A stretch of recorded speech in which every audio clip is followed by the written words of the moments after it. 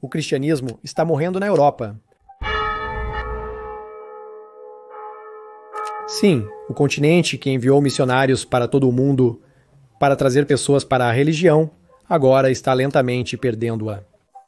Em 1900, quase 95% da população europeia era de alguma forma cristã. Porém, em 2020, esse número era de apenas 76%. E a realidade é que, na verdade, é muito menor do que isso, porque a filiação não significa participação. Na Suécia, menos de 20% dos jovens de 15 anos frequentam a confirmação, enquanto nos anos 70 esse número era de 80%. Se olharmos para a Itália, lar de muitas figuras religiosas influentes e com o Vaticano no centro de Roma, quase 80% dos italianos se dizem católicos. Porém, 31% jamais vão a cultos religiosos.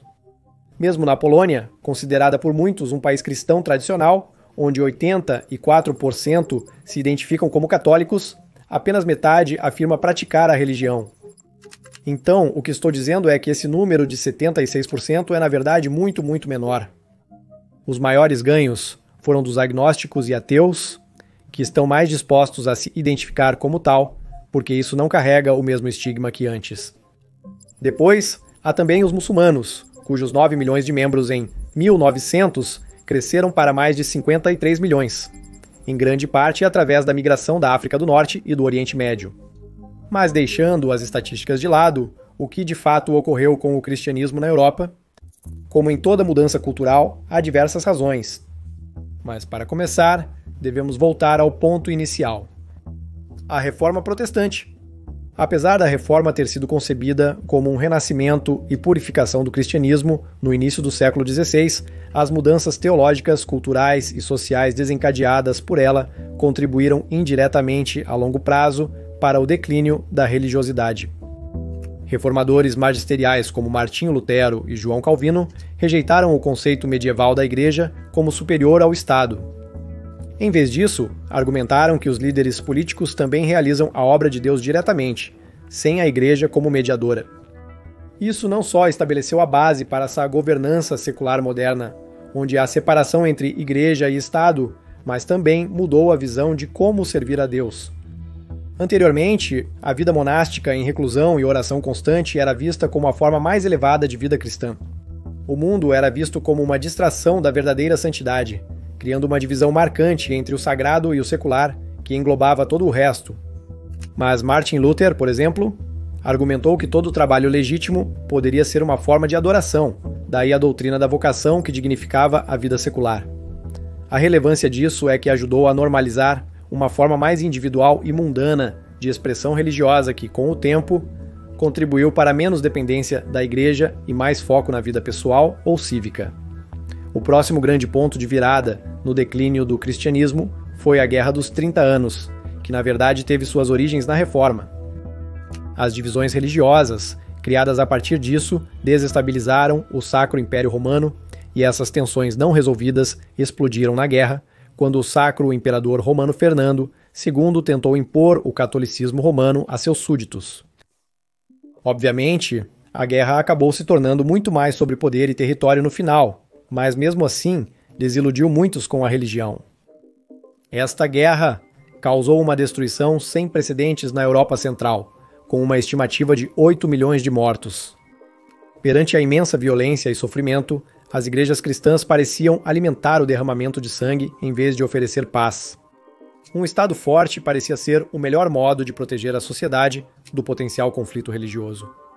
Consequentemente, a guerra pavimentou o caminho para o Iluminismo, que ocorreria décadas mais tarde. Isso foi, obviamente, devastador para o cristianismo.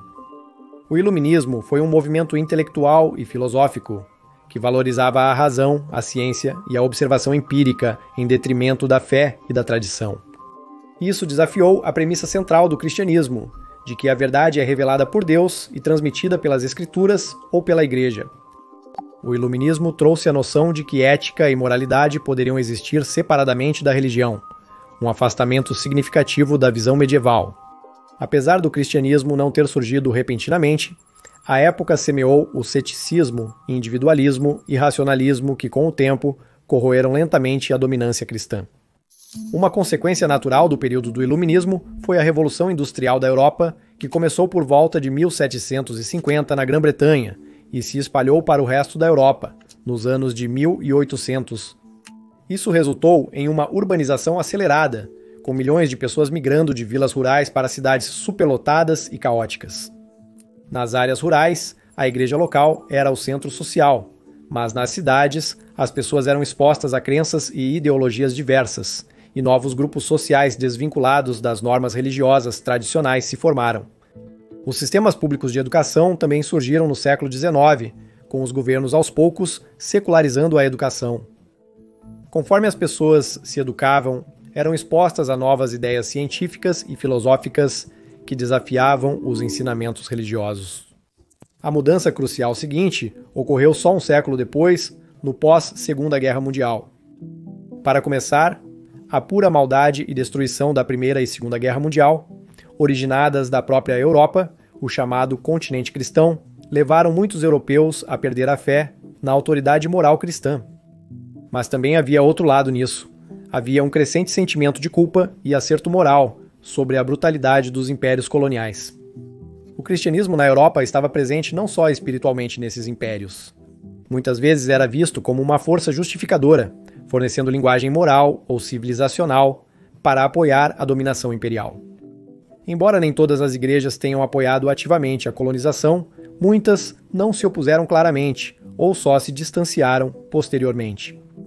À medida que as sociedades europeias se tornaram mais autocríticas no final do século XX, especialmente durante a reflexão pós-colonial, o cristianismo ficou manchado por associação, percebido como cúmplice em conquista, conversão forçada e apagamento cultural. Muitos europeus, especialmente as classes mais jovens e educadas, queriam superar tudo isso. Eles iniciaram o desvinculamento do cristianismo, não obrigatoriamente da crença em Deus, mas da religião institucionalizada em si. Isso nos traz até os dias atuais, onde o cristianismo segue em declínio. Interessante, contudo, é observar a religiosidade relativa do continente. A Europa Ocidental é extremamente secular, já a Oriental ainda mantém uma forte cultura cristã. Claro, a ironia em tudo isso é que são os países onde regimes comunistas uma vez reprimiram o culto religioso e promoveram o ateísmo, como Rússia, Sérvia, Romênia e Croácia, onde agora é mais forte. Isso é especialmente visível nos países ortodoxos, já que o catolicismo em países comunistas, como Polônia e Hungria, sempre permaneceu forte, mesmo sob repressão. Atualmente, para muitos, geralmente em lados opostos do espectro político, há razões adicionais para o declínio do cristianismo. Por exemplo, alguns tradicionalistas diriam que o cristianismo agora está diluído, que as igrejas se tornaram, citando, liberais, onde tudo é permitido. Enquanto os progressistas atribuem o declínio da religião às suas práticas, posições e discriminação excludentes, o que é um grande problema em um continente altamente secularizado. Ambos os lados concordam que os escândalos de abuso infantil envolvendo a igreja, que vieram à tona ao longo dos anos, exacerbaram as percepções negativas das pessoas sobre ela. Ou seja, há milhares de casos. Mas isso, eu temo, pode ser muito arriscado para detalhar no YouTube. Como mencionado, há um declínio no cristianismo em toda a Europa. As bases estabelecidas no período do Iluminismo são ainda mais evidentes hoje. A secularização é parte inerente da modernidade avançada, e a modernização é irreversível. Conforme mais áreas da vida se organizam sem recorrer à autoridade religiosa, a esfera da religião diminui. Ir à igreja, por exemplo, era um hábito comum para muitos.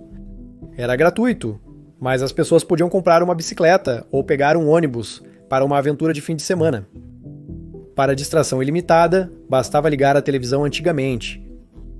Melhor ainda agora, existem as redes sociais. Quando as pessoas têm mais opções, as igrejas perdem. Isso implica que cada geração está se tornando menos religiosa. Se formos olhar um gráfico de como os jovens europeus se identificam, a maioria é pouco religiosa. Lembre-se de que esses dados são de 2018, pois não há nada mais recente no continente, então é ainda menos agora. Se formos olhar para revelações mais loucas, em 2014, o então arcebispo de Canterbury, Rowan Williams, afirmou que o Reino Unido se tornou um país pós-cristão. No mesmo ano, apenas 4,3% da população participou de um serviço de Natal da Igreja da Inglaterra. Enquanto isso, dados da Conferência dos Bispos Alemães mostraram que mais de 500 mil pessoas deixaram a Igreja Católica em 2022, chegando a 700 mil, se incluídas as mortes. Isso é significativo, pois a Alemanha é o país mais rico da Europa, berço da Reforma e historicamente lar de grandes populações católicas e luteranas.